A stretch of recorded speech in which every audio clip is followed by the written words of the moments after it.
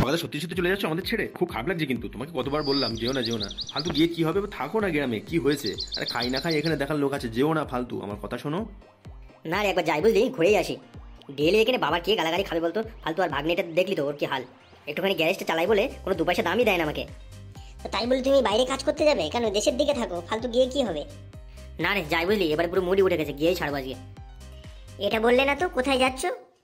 কেরালা যাচ্ছে বুঝলি, রাজমিস্ত্রির কাজে। কালকে বাজারে গিয়ে ওই বান্টুর সঙ্গে দেখা হয়েছিল, ও বললো আমি যদি যাই তাতে ওর কোনো আপত্তি নেই, তাই চলে যাচ্ছি।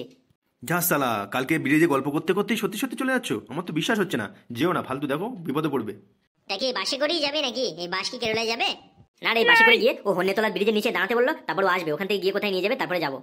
ও হো হো, আচ্ছা আচ্ছা বুঝলাম, তো সবই তো ভেবেই ফেলেছো, আর কি আর বলবো। হ্যাঁ কি গো দাদু, চলে এলে যে তুমি, এখানে কি দোকান খুলবে নাকি আজকে? না রে, 4-5 দিন ধরে কাদা পানি চটকে চটকে গেলুম, সে আর ভালো লাগে না বুঝলি। আজকে একটু রোদ পানা বেড়ে গেছে, একটু আজকে রেস্ট লেলেই। তা তোরা 3 জনে কি করতিস এখানে? কি কোনে যাচ্ছিস নাকি? না গো দাদু, দেখো না, এই পাকাদা বলছে যে কেরালায় যাবে, ওখানে গিয়ে রাজমিস্ত্রির কাজ করবে। কালকে হাটে গিয়ে কার সঙ্গে দেখা হয়েছিল, সে নাকি ওর সঙ্গে নাকি চলে যাবে বলছে, দেখো তো। সুধীর ভাই নাকি কেরলে যাবে? আচ্ছা টিকিট টিকিট কাটিস তো নাকি চালু ডাব্বায় যাবি? ওইভাবে গেলে কিন্তু হোল বাসটা ভালো নি তোর। এই তুমি থামো তো দাদু, ফালতু কাজে এখানে এসে আমার মুডটাই বিগড়ে দিল।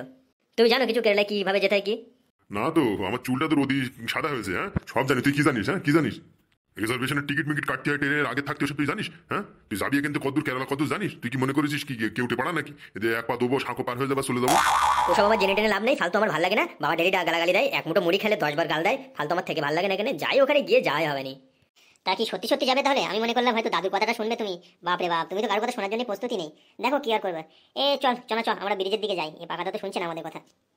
ঠিক বলেছিস বুঝলি, আমাদের কথা তো কারোর কথাই শুনছে না, কি আর করবো। চ চ ব্রিজের দিকে যাই, এই যা করে তাই করুক, যা পারে তাই করুক গে। ঠিক বলেছিস, এ কিছু বুঝতে পারছে না বুঝলি। একবার যাক, তারপরে ঘানটা বুঝুক, তারপরে দেখিস কোনি চলে আসবে নি। এ চ চ ফালতু চ,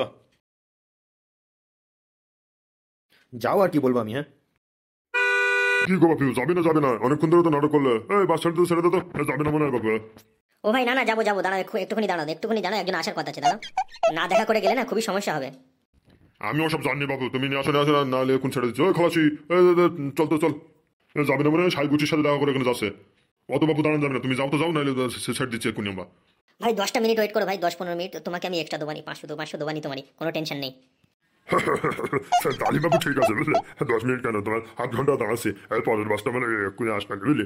আগেও 2-4টে বাস গেছে, নিয়ে প্যাসেঞ্জার হবে না। ঠিক আছে বাবু, তুমি দেখা করেই যাও, আমরা বসছি। খলাসি, দাঁড়া, খানিকক্ষণ পরে যাবানি। বলছি ও ভাই, সামনের দিকে যাওয়া যাবে? ব্রিজ ভালো তো? না না কাকু, যাওয়া যাবে না, সামনে মাজায় ভাঙা আছে ব্রিজ, আমরা সেই হয়ে থেকে দেখছি এই ব্রিজ এরকমই, বুঝলে। হ্যাঁ কাকু, ফিরে যাও ফিরে যাও, যাওয়া যাবে না, এই ব্রিজ ভালো না সামনে।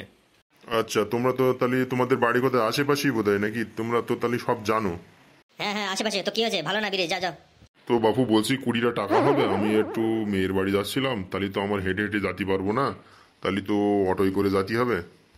20 টাকা? আমাদের কাছে 2 টাকাও নেই, আমরা খালি ব্রিজ পোঙা কুড়িয়ে খাই, এখানে এসে বসে থাকি। 20 টাকা থাকলে ব্রিজে আসতাম। যাও যাও যাও, তুমি যাও তো, আমাদের মুড এখন ভালো না। বেশ বেশ বেশ বেশ, ঠিক আছে খোকা, অত রাগ করার দরকার নেই, যাচ্ছি। দেখলি তো পাকাদা কিরকম, হ্যাঁ আমাদের কোনো কথাই শুনলো না। ঠিক বলেছিস, দেখ কতবার করে বললাম, আমরা রিকোয়েস্ট করলাম, কোনো কথাই শুনলো না আমাদের। হ্যাঁ যা করে করুক, ওখান থেকে ফিরে কোনোদিন আসবে না, আসলে আমরা কোনো পাত্তা দেবো না, বুঝলি, কথাই বলবো না ওর সঙ্গে। ঠিক বলেছিস একদম। জন্য একটু পেছন পানে তাকা। আর দূর থেকে তুই কি মজা টজা করছিস নাকি? এমনি ভালো লাগছে না? সে ছোটবেলা থেকে ঘুরে ঘুরে দেখ, ওইভাবে চলে গেল, তারপরে তুই আবার এরকম করছিস। না একটুখানি দেখ দেখ না, একটুখানি দেখ পিছন পানে। আরে যাস না, এই পাকাদা কি গেলে না, কি হলো কি? আর মনে মনে কিছু একটা খটকা লাগছিল, যেটা ভেবেছিলাম সেটাই হয়েছে। তা কি হয়েছে এবার সত্যিটা বলো তো। আর কি হবে, দেখ না, শালা পাগল মহিলা এসে ভ্যাক ভ্যাক ভ্যাক ভ্যাক করে জড়িয়ে ধরে কাঁদছে, কি বলবো বলতো, ওর জন্য আমার কোনো উন্নতিই হবে না বল। হ্যাঁ তাই এত করো তো, কাকুকে বলে বিয়ে করে নিতে পারো তো দুজনে। হ্যাঁ বিড়ি খাওয়ার পয়সা নেই, বিয়ে করছে, থাম তো তুই। চ একটু বাংলা টাংলা খেয়ে আসি, এমনি মুডটা খারাপ হয়ে গেছে বুঝলি, অযথা এখানে দাঁড়িয়ে লাভ নেই। চ, ও শালি কোনোদিন উন্নতি হতে দেবে না বুঝলি, এখান থেকে বেরোতে দেবে না, আর বিয়েও করবে না, আমাকে করতে দেবে না। চলো চলো, সে তোমাদের ব্যাপার, আমরা ওসব নাক গলিয়ে কি আর করবো। চলো, ভালোই হলো আমাদের সঙ্গটা থাকলো।